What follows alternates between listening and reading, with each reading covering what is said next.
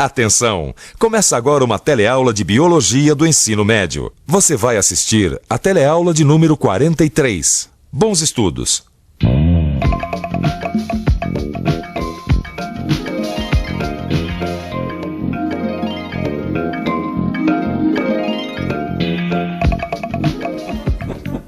Calma, Renato, calma, senão eu não vou entender nada. Uma coisa de cada vez, vai, vamos lá. Legal, ó.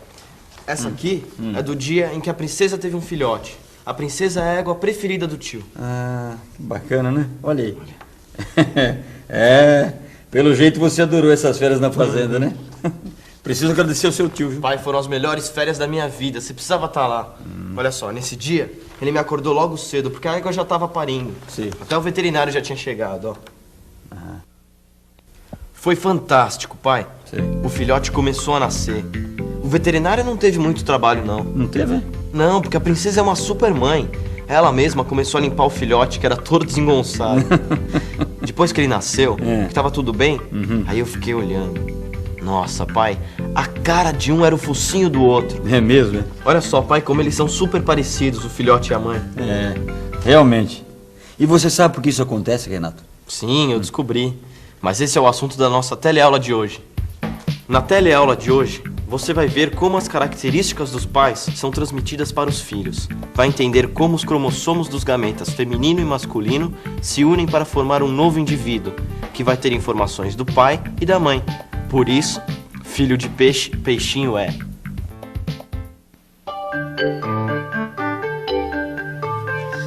Você já reparou que em todos os animais os filhotes se parecem com os pais? É só a gente reparar bem que a gente vai perceber que os filhotes sempre têm alguma coisa parecida ou com o pai ou com a mãe.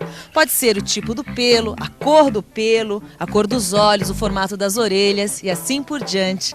Se a gente reparar bem na natureza, a gente vai perceber que sempre os filhotes têm alguma coisa a ver com os pais.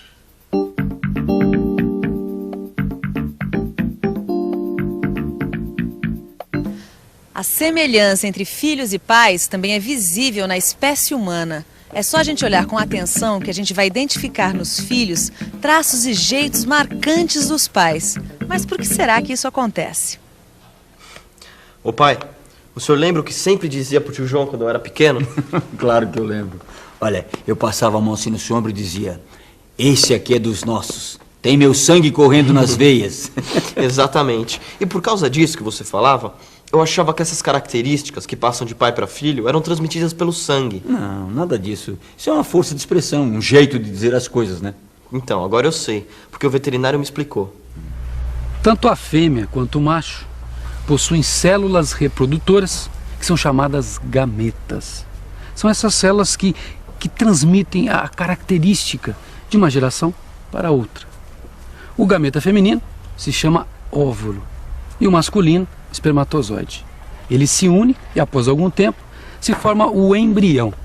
Depois acaba nascendo um filhote, como esse aqui, parecido com os pais. E daqui 3 meses vai nascer outro. Os gametas são células, tanto os óvulos quanto os espermatozoides. E como a maioria das células possuem um núcleo no seu interior. Olha aqui. Para pesquisar a função do núcleo numa célula, um cientista fez a seguinte experiência. Olha só como ele foi inteligente. Ele dividiu uma célula em 2. Numa parte ficou o núcleo, na outra não. O que aconteceu na parte da célula sem núcleo? Nada, morreu. E na outra parte, com o núcleo inteiro, a célula continuou viva e se reproduziu. A que conclusão o cientista chegou? Que o núcleo é responsável pela reprodução da célula, certo? Um outro cientista alemão fez mais experiências usando uma alga marinha, que é formada por uma única célula, mas chega a ter 5 centímetros de comprimento. Existem espécies diferentes dessa alga verde. Todas têm uma base, onde fica o núcleo, um pedúnculo e uma parte dilatada na forma de um chapéu, que fica na região superior da alga. As espécies se diferenciam quanto ao formato do chapéu. O pesquisador trabalhou com esses 2 tipos, a alga A e a alga B. No primeiro experimento, ele cortou as algas ao meio e percebeu que o chapéu regenerado era sempre igual ao que fora cortado. Quem seria o responsável pela forma do chapéu da alga? O núcleo ou o citoplasma? Para responder essa pergunta, o cientista alemão fez uma outra experiência. Ele retirou o chapéu de A e grudou o citoplasma de B na base de A. O que aconteceu? A base de A, que contém o núcleo, formou o chapéu de A. Mas o cientista não se deu por satisfeito. Retirou o chapéu de B e grudou o citoplasma de A na base de B. Qual foi o resultado? É lógico que formou o chapéu B. Por quê? Porque é a base da alga B que contém o núcleo. Ficou mais do que provado que o núcleo dessas algas, bem como os núcleos de todas as espécies, são responsáveis pelas características dos seres vivos. O material contido no núcleo e que faz com que os filhos sejam semelhantes aos pais é chamado de hereditário. É só você dar uma passeada aqui pela fazenda e você vai ver logo como os descendentes se parecem com seus pais, né? É bezerro com a cara do boi e da vaca, pintinho que se parece com o galo ou com a galinha, e você, essa porcaria, tem a cara de seu pai. Na verdade, todo filho carrega material hereditário, um pouco do pai e um pouco da mãe. Tudo começa quando os gametas se encontram. Vem.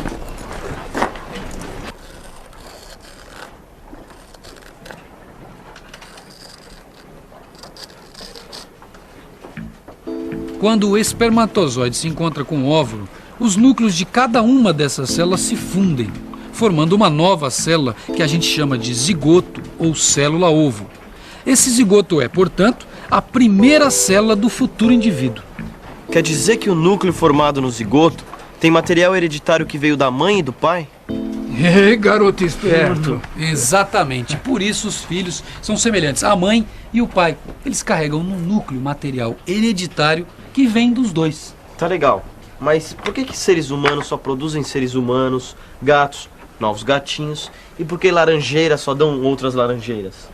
Porque os núcleos das células dos seres humanos só contêm informações que dizem respeito apenas à espécie humana. Isso acontece com os gatos. E com a laranjeira? Isso acontece com todos os seres vivos. E esse negócio de rato velho se transformar em morcego, coisa que o povo fala por aí, é mentira. Rato só dá rato. E morcego só tem filho morcego. Bom, cada espécie tem o seu material hereditário dentro do núcleo das suas células, certo?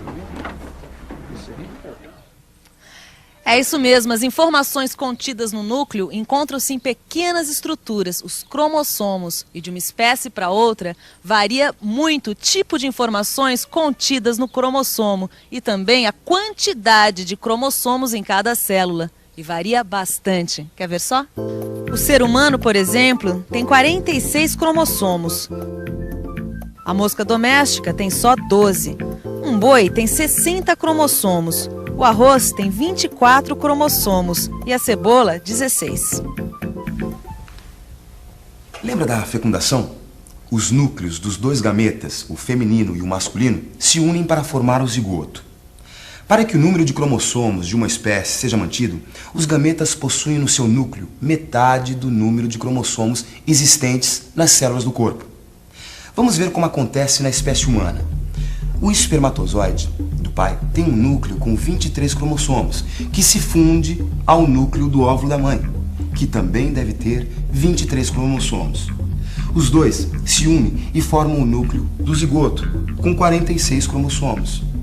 No zigoto e em todas as células do nosso corpo, com exceção dos gametas, os cromossomos se encontram aos pares. No nosso caso, nós seres humanos, são 23 pares de cromossomos com todas as nossas informações hereditárias. Daí que eu fui entender melhor, pai. As informações que determinam as nossas características são os genes. Peraí, quem não tá entendendo nada agora sou eu. Pai, são os genes que determinam, por exemplo, a cor do nosso cabelo, a altura da gente, a nossa cor dos olhos, cor da pele, entendeu? Todas as características que nós herdamos dos nossos pais. Então quer dizer que tudo que somos é determinado pelos genes que ficam nos cromossomos? Exatamente. Foi o veterinário que me explicou. Interessante isso aí.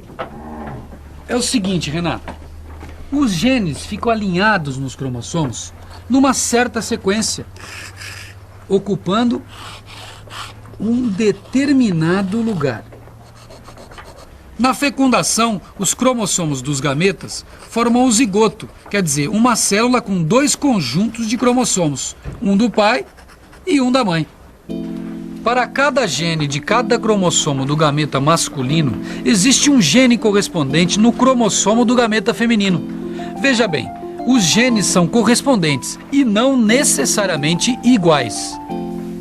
Vamos supor o seguinte caso: a transmissão de genes que determinam o jeito da orelha de uma pessoa. Se ela tem o lóbulo da orelha colado ou descolado. Vamos ver um caso como exemplo. Daí você vai entender direitinho. A mãe tinha o lóbulo colado. O pai tinha o lóbulo descolado. Quando forma o zigoto, os genes complementares se alinham e se desenvolve um novo indivíduo. O filho desse casal nasceu com o lóbulo descolado. A característica do pai é dominante. Quando isso acontece, a gente escreve assim: o gene do pai é representado pela letra E maiúscula, porque é dominante, e o da mãe pelo M minúsculo. E o garoto é ezão-ezinho, o ezão que veio do pai e o ezinho que veio da mãe. Agora, como seria o garoto se o espermatozoide que contivesse um gene ezinho fecundasse o óvulo também com gene ezinho? Vamos pensar um pouco? Vamos pensar um pouco. Bem, se o gene do cromossomo do gameta masculino for ezinho e o do gameta feminino também, o garoto vai ser ezinho-ezinho, ou seja, vai ter a orelha colada igual a da mãe. O conjunto de genes que o indivíduo recebe e transmite chama-se genótipo. Já vimos que pode haver formação de indivíduos que diferem nos genes que apresentam, ou seja, têm genótipos diferentes. Por exemplo, os indivíduos ezão-ezão e ezão-ezinho possuem genótipos diferentes, mas têm o lóbulo descolado. Se você olhasse os dois, não saberia dizer quem é um e quem é o outro. Os dois teriam lóbulos de orelha descolados. Os dois têm genótipos diferentes, mas o mesmo fenótipo, ou seja, a mesma aparência. Já os indivíduos ezinho-ezinho têm o mesmo genótipo e fenótipo, possuem o lóbulo colado. O fenótipo também pode ser influenciado por fatores do meio ambiente. Por exemplo, uma pessoa com a pele branca pode ficar mais morena se tomar sol constantemente. Não fica tão escura quanto um negro, que herdou genes para a produção de grande quantidade de pigmento, mas consegue alterar a sua cor graças à influência dos raios solares. Outras características que podem ser influenciadas pelo meio: a estatura e o peso de uma criança. Não são determinados apenas pelos genes, dependem também de uma alimentação adequada. O fenótipo é resultado da ação combinada do genótipo e do meio ambiente. Tudo depende das características hereditárias e das condições em que o indivíduo cresce. Sabe o que me enche de orgulho, filho? É saber que metade dessa sua cabecinha inteligente veio de mim. É, só que tem a metade da mamãe também, né? Ah, claro, lógico. A contribuição da sua mãe só pode ter melhorado o produto final. O que você está falando de mim aí, hein? Nada, não, nada. Já que é nada, então vamos pra cozinha que o almoço está na mesa. Ah, vamos lá, filhão. E quanto a você, fique ligado, porque agora é hora da revisão. E atenção, se liga aí que é hora da revisão. Na teleaula de hoje, você acabou de aprender como é que as características hereditárias são transmitidas de pais para filhos. Cada espécie de ser vivo tem informações diferentes e diferentes números de cromossomos nos núcleos de suas células. Tudo começa com a fecundação dos gametas feminino e masculino. Os núcleos do óvulo e do espermatozoide se fundem formando um zigoto, que começa a se dividir sucessivamente até formar o embrião e o novo indivíduo começar a crescer. Metade das informações vem da mãe e metade vem do pai, formando assim o genótipo desse novo ser. Mas o genótipo pode ser influenciado pelas condições ambientais em que o indivíduo cresce. Aprendemos então que o fenótipo é a soma das ações do genótipo e do ambiente.